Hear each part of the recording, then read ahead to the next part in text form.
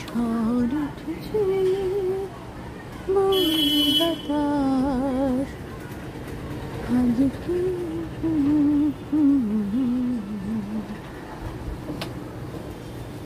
ঝড় নয়, ছোট ছোট বৃষ্টিকণা হাওয়ায় উড়ে উড়ে আসছে। শান্তি নেই, শান্তি নেই। গরম গরম করে পাগল, আবার বৃষ্টি আসলো বিপদ কাপড় নিয়ে।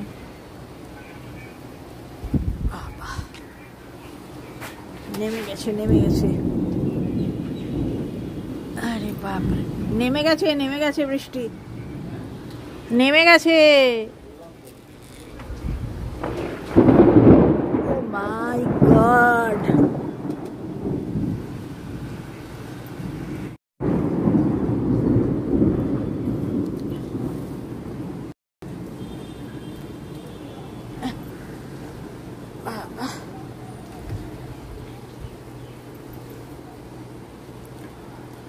টুপুর টুপুর সারা দুপুর নুপুর বাজাকে। বাচ্চাগুলো স্কুল থেকে ফিরছে, টুপটাপ বৃষ্টি মাথায় নিয়ে।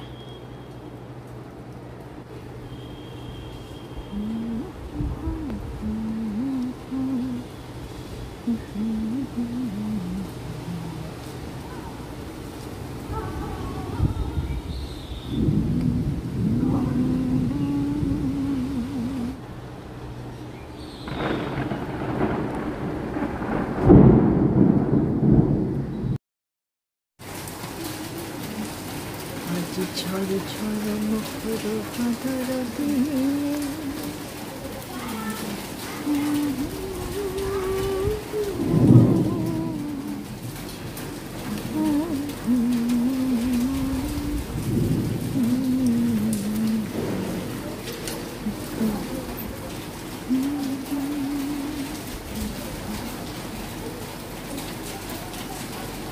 Peter Patter running rocks, Peter Patter running rocks, I'm Peter Patter.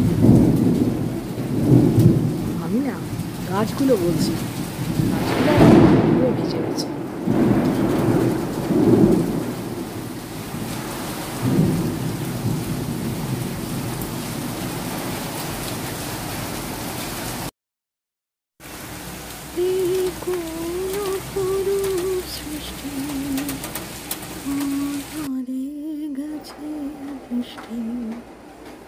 ঘন দুপুর আজকের মতো আসি, আবার চলে এসেছি friends.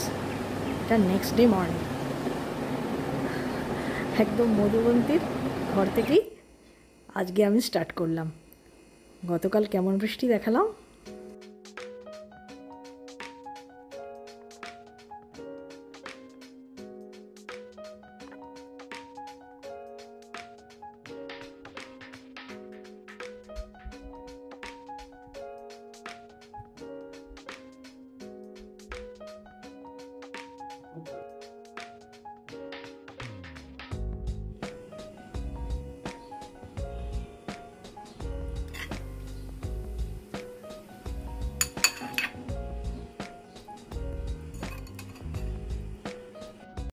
Hi friends, good morning.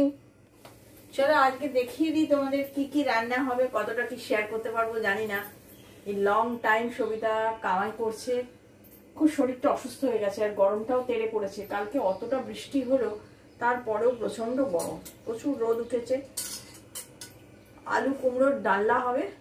এই যে কুমড়ো কাটা হয়েছে, সেদ্ধ আলু টুকরো করে কেটে রেখেছি। এছাড়া সেদিন তোমাদের দেখালাম বিগ বাস্কেট থেকে এঁচড় এসছে, এঁচড়েরও ডালনা হবে, নিরামিষই নয়, পেঁয়াজ ফেঁয়াজ দিয়ে। সেই জন্য পেঁয়াজ, আদা, কাঁচা লঙ্কা সব রেডি হচ্ছে, মানে স্টক ফুরিয়েছে, সেগুলো সব স্টকও করছি। আর এখনো ব্রেকফাস্টেরও কিছু হয়নি, মানে কাঁচাটা যা স্টার্ট করেছি, বিছানাটা তুলেছি, বাকি সমস্ত কাজ বাকি পড়ে রয়েছে। জানি না দিনটা এইভাবে শুরু হচ্ছে কেমন ভাবে এগোবে।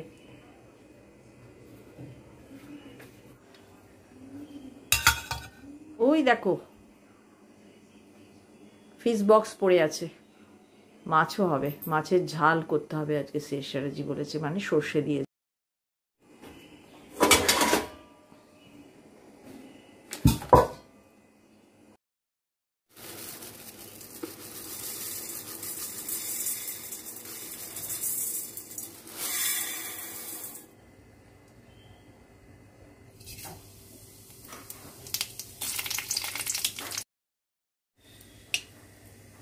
আমি কোনো মশলার ডাব্বা ইউজ করি না, তার কারণ ওই মশলার ডাব্বাগুলো না মানে এয়ার টাইট নয়, আমার কাছে মনে হচ্ছে বেকার।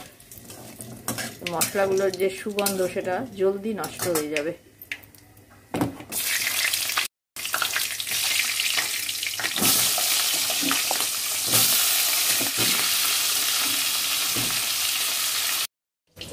তাতে রান্নার সময় কাজ করতে একটু অসুবিধা হয় ঠিকই, বারবার আলাদা আলাদা কৌটো খুলে খুলে বার করো, তার ঢাকনা লাগাও, কিন্তু ওটা হ্যাবিট হয়ে গেছে। প্রচুর গরম, আজকে দই চিড়ে কলা, প্রচুর গরম, মানে ব্রেকফাস্ট বানাবো না। পাঁচফোড়ন, হিং, শুকনো লঙ্কা, কাঁচা লঙ্কা ছেঁড়া দিয়ে বসিয়ে দিলাম আদা, জিরে, জিরে এখনো পড়েনি, জিরে পড়বে, কাঁচা লঙ্কা, নুন, হলুদ দিতে ইচ্ছা করে দিও, না দিলে না দিও, একটু মিষ্টি পড়ে, আমাদের পড়বে না।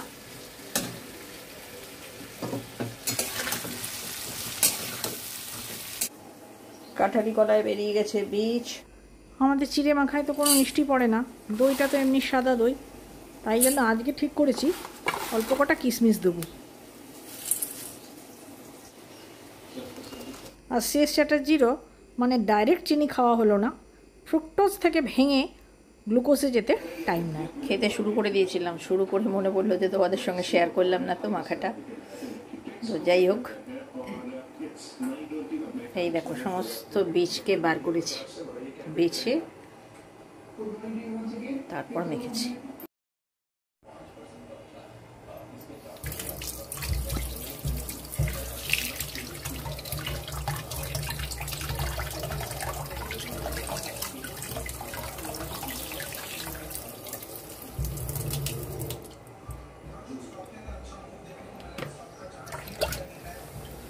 টিভিটা ফ্রেন্ডস এক নাগাড়ে পেছনে চলতে থাকে, কথা বলে যে কাজ শেষ করে নেব এখনও ফ্রেন্ডস আমার বলতি বন্ধ, সাইকেলটাই চলছে।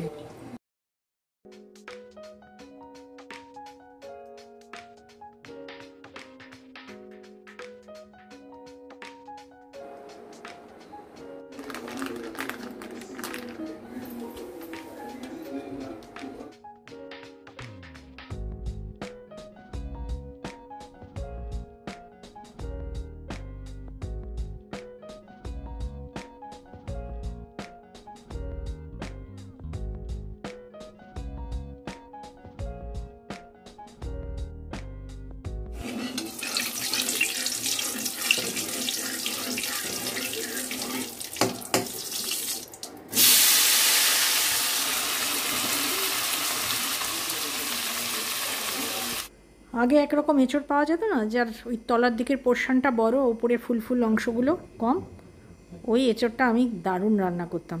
এটাও ভালো হবে, কিন্তু করে আমি স্যাটিসফাইড হই না।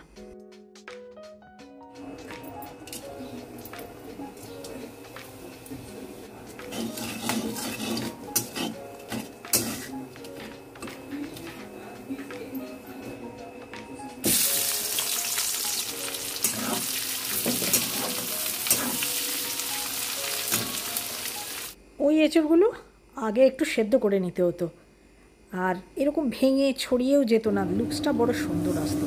এটা হচ্ছে আদা, রসুন, কাঁচা লঙ্কা, আর আপাতত দিয়ে দিয়েছি বেসিক মশলাগুলো।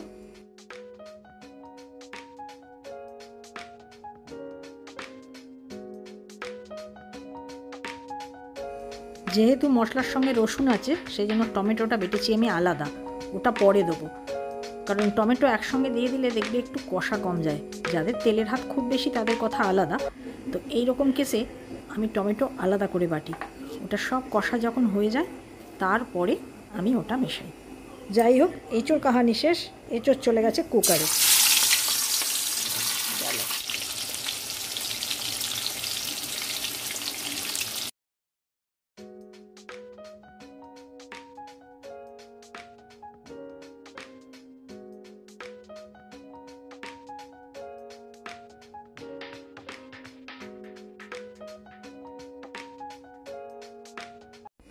ফ্রিজ বাস্কেটটা টেনে বার করেছিলাম, ভেবেছিলাম ধোবো তারপর গুছোবো, কিন্তু আর ইচ্ছে করলো না। ওই যেমন আছে তেমনই আবার ভালো করে একটু ওপর নিচ করে সবজিগুলো গুছিয়ে তুলে দিলাম। কোনো একদিন দেখা যাবে।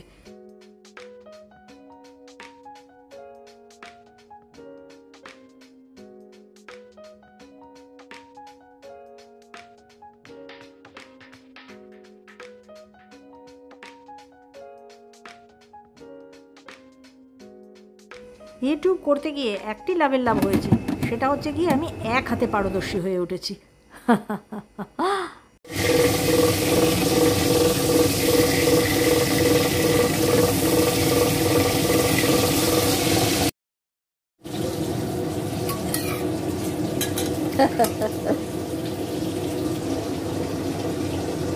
এই দেখো,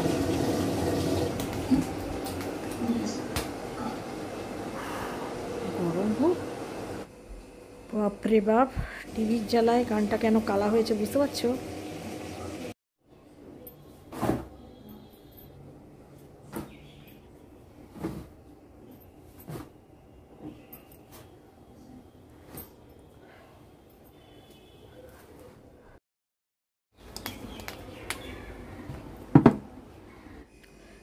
আগে আগে অনেক বলেছি আমি যে বড় চাদর বা বড় তোয়ালে, কার্পেট, শতরঞ্চি, ডোরম্যাট এইসব জাতীয় জিনিস কাচলে আমি এই দিকটাতেই দিই।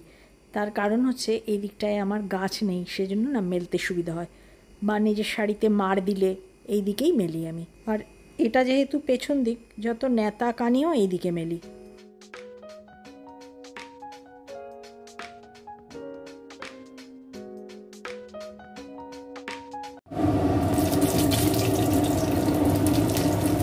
এটা হলো সর্ষে কাঁচা লঙ্কা বাটা, তাতে হলুদ দিয়ে নিয়েছি।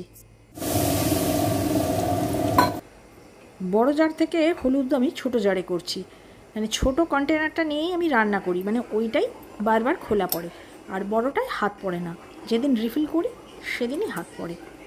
শুধু হলুদ নয়, সমস্ত বেসিক মশলাই আমি ওইভাবেই রাখি।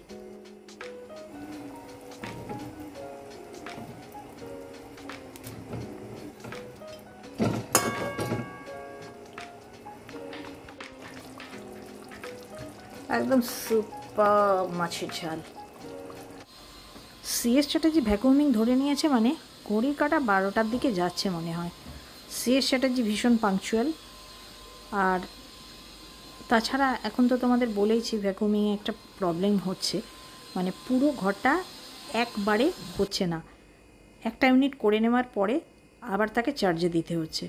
সেই জন্য আজকাল একটু আগেই ভ্যাকুমিং স্টার্ট করে দিচ্ছে। 11টা, 11:30 তো কোনো সময় স্টার্ট করে দিচ্ছে।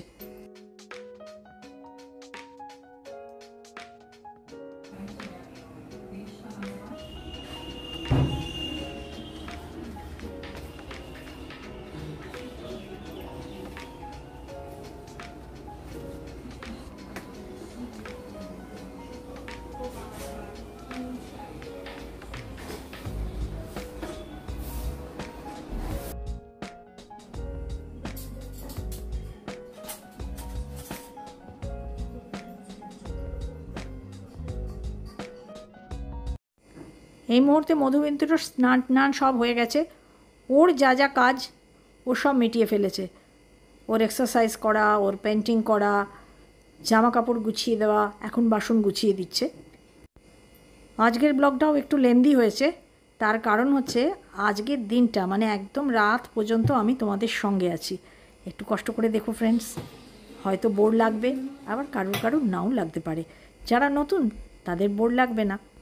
তোমরা তো এতদিনে অনেকেই জেনে গেছো যে রুটি বা পরোটার কাজটা দুপুরের রান্নার শেষে আমি করে রাখছি। তো এখন আমি ডিনারের জন্য পরোটাটা বানিয়ে রাখছি।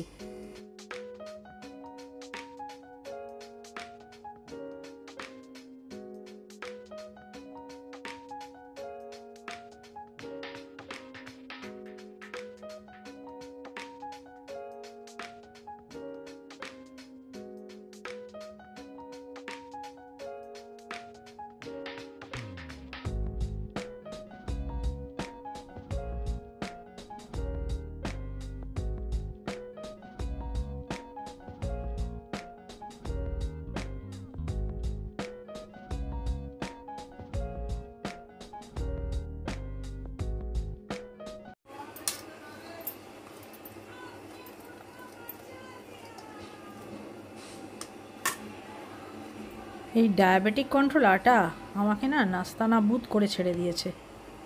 আরও 1 কেজি আছে, কি করে যে কী করে উঠবো কে জানে।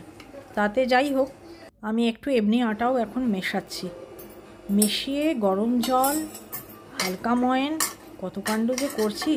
আর যাতে খারাপ না লাগে তার জন্য আজকে করব পরোটা।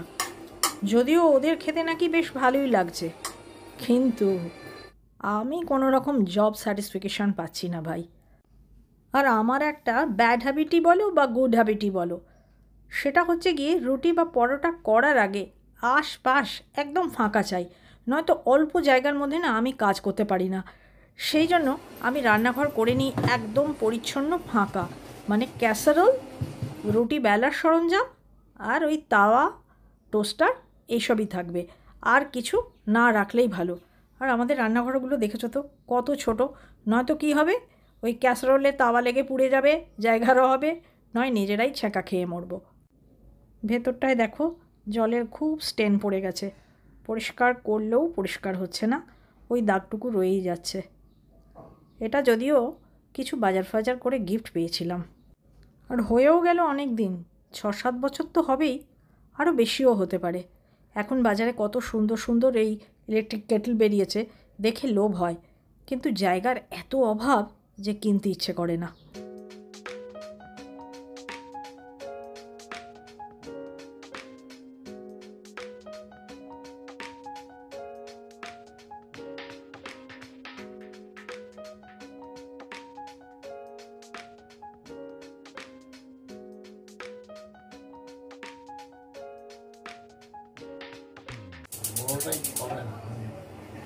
পরোটা ছোটোটাতেই ওইটাতেই করতে হবে। ওটা কি রুটি? শেষ চ্যাটার্জি প্রত্যেক দিন রুটি সেঁকা পরোটা ভাজা করে, তাও ভুলে যায় রুটির সময় বড় ফ্লেমটা লাগে, আর পরোটা ভাজতে মিডিয়াম ফ্লেমই এনাফ।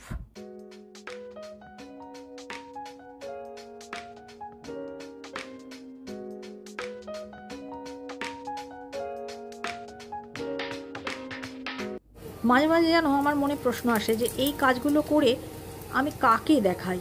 সবাই তো এগুলো পারে এবং আমার থেকেও অনেকে ভালো পারে, তবুও ভাবি যাদের করতে ইচ্ছা করে না তারা যদি মোটিভেট হয়। যাই হোক, যেটা বলতে বলতে আমি কথার খেই হারিয়ে ফেললাম। এই আটাটাকে আমি ম্যানেজ করে ফেলেছি, যেভাবে আমি সিএস চ্যাটার্জিকে ম্যানেজ করেছি এই আটাটাকেও ঠিক একইভাবে ম্যানেজ করেছি। আমার ছোট ছোট বন্ধুদের বলছি, ঘরের কাজ করতে আমারও ভাল লাগে না ফ্রেন্ডস, কিন্তু বলেন একটা পরিস্থিতি তৈরি হলে সবাই কেজো হয়ে যায়, তোমরাও হয়ে যাবে। হেল্পিংয়ের না থাকার জন্য খুব কষ্ট হচ্ছে। গোপা বলছিল যে তুমি ঠিক পেরে যাবে, পেরে যাবো ঠিক কথাই, কিন্তু কি হয় বলো তো, মাঝখান থেকে অনেক কাজ আছে যেগুলো প্রতিদিনের নয়, সেই কাজগুলোই আর হাতে লাগানো হচ্ছে না। যেমন servicing, washing machine servicing, micro oven deep cleaning, dishwasher, AC, তারপর ভ্যাকুয়াম, এইগুলো যে একটা ক্লিনিং আমাদের মাঝে মাঝে করতে হয়, তো ওইগুলোই গ্যাপ পড়ে যাচ্ছে। চিমনি, মানে ওটা যতদিন অন্তর করি সেই রেশিওটা ঠিকঠাক ফলো করতে পারছি না। তাতে কি হয়, ওটা বেশি নোংরা হয়ে যায়, আর তার ফলে মানে ওইটা করতে গিয়ে মানে একটা ডিপ ক্লিনিংয়ের মতন করতে হয়, যেটা করতে আমি খুব কষ্ট পাই। আমি না কোনো জিনিস খুব ডিপ ময়লা হতে দিই না, অল্প থাকতেই করে নিই, তাতে আমার ওপরে চাপটা কম পড়ে। কিন্তু এখন আর কি করা যাবে, ছবিটা আসছে না, এইসব কাজ করতে করতেই আমার প্রায় 4টে বেজে যাচ্ছে। সব কাজ শেষে যখন আমি এসে সোফায় বসছি তখন দেখি ঘড়িটা বাজছে 4টে পেরিয়ে গেছে।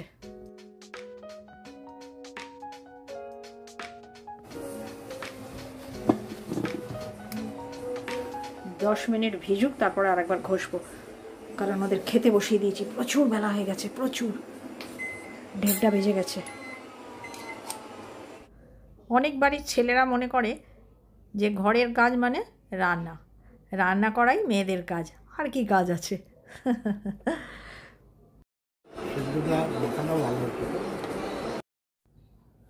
বাকি সময় তো মেয়েরা ঘরে বসে বিশ্রাম করে, এরকম অনেক ছেলেদের মুখেই এই কথাটা শুনি।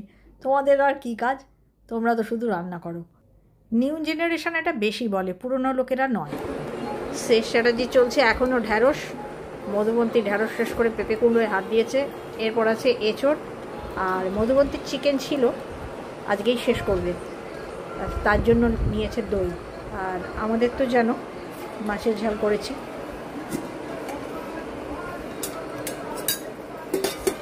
এঁচোড় আর মাছের ঝাল।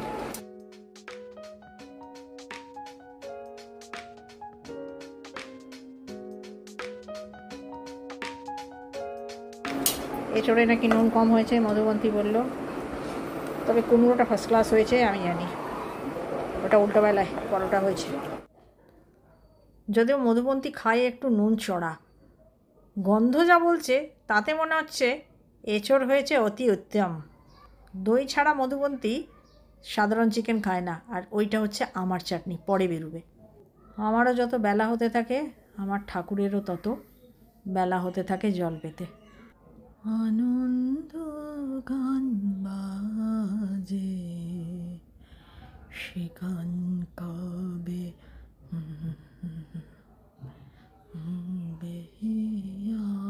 বেয়ামছে।